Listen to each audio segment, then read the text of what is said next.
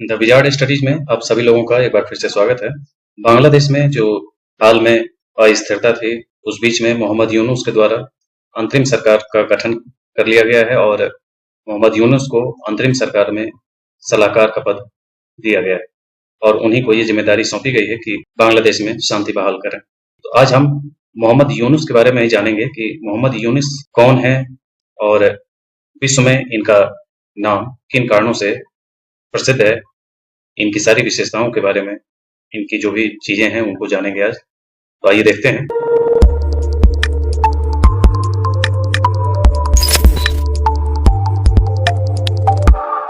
सबसे पहले तो इनका जन्म जान लें कि जन्म 28 जून 1940 को चटगांव पूर्वी बंगाल में, यानी कि आजादी के पहले ही इनका जन्म हुआ था।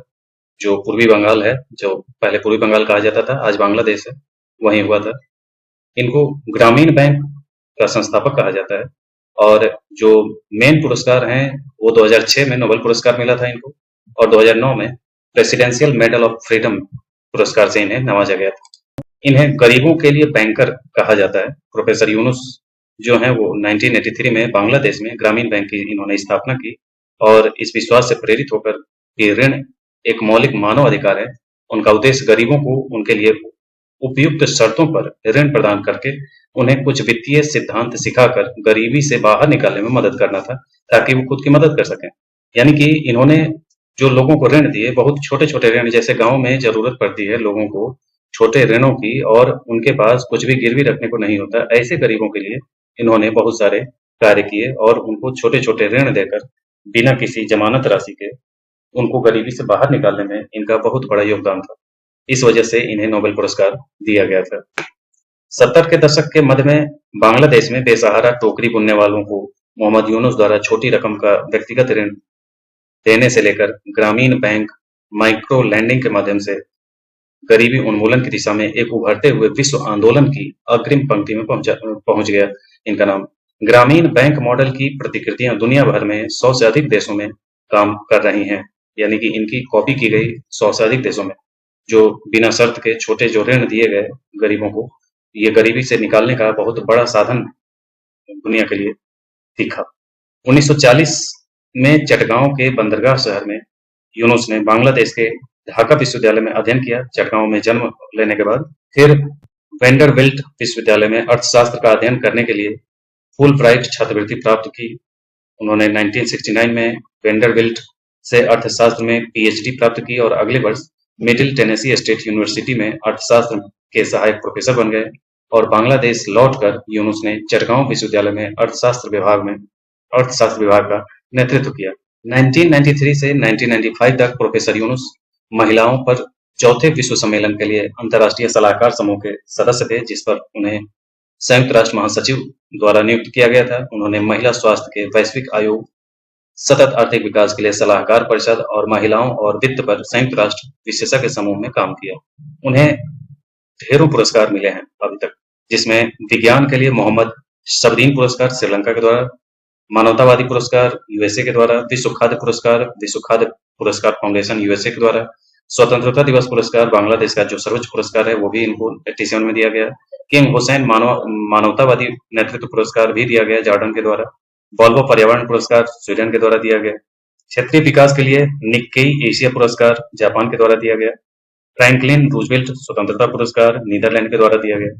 सियोल शांति पुरस्कार सियोल के द्वारा, यानी कोरिया के द्वारा इनको दिया गया और ये संयुक्त राष्ट्र फाउंडेशन के बोर्ड के सदस्य भी रहे। साहित्य के क्षेत्र में भी इन्होंने योगदान दिया है। इनकी 2 पुस्तकें काफी फेमस हैं। जो पहली पुस्तक है building social business, the new kind of capitalism that serves humanity's most pressing needs, 2010 में लिखी थी। और दूसरी है a world of 3 zeros, the new economics of zero poverty, zero unemployment and zero net carbon emission, जो 2017 में इन्होंने लिखा था।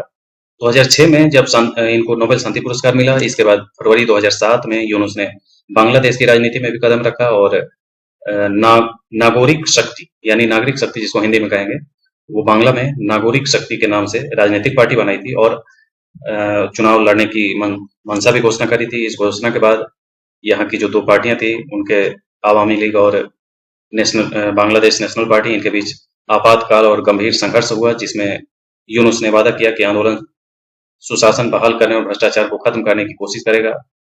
मई 2007 में यूनुस ने समर्थन की कमी का हवाला देते हुए पार्टी की स्थापना करने के अपने प्रयासों को छोड़ दिया और 2010 में documentary film caught in micro debt की रिलीजिंग के बाद यूनुस और ग्रामीण बैंक जांच के दायरे में आ गए और माइक्रो लोन की आलोचना के अलावा फिल्म में आरोप लगाया गया था कि यूनुस और बैंक ने नॉर्वे द्वारा दान दिए गए धन का दुरुपयोग किया।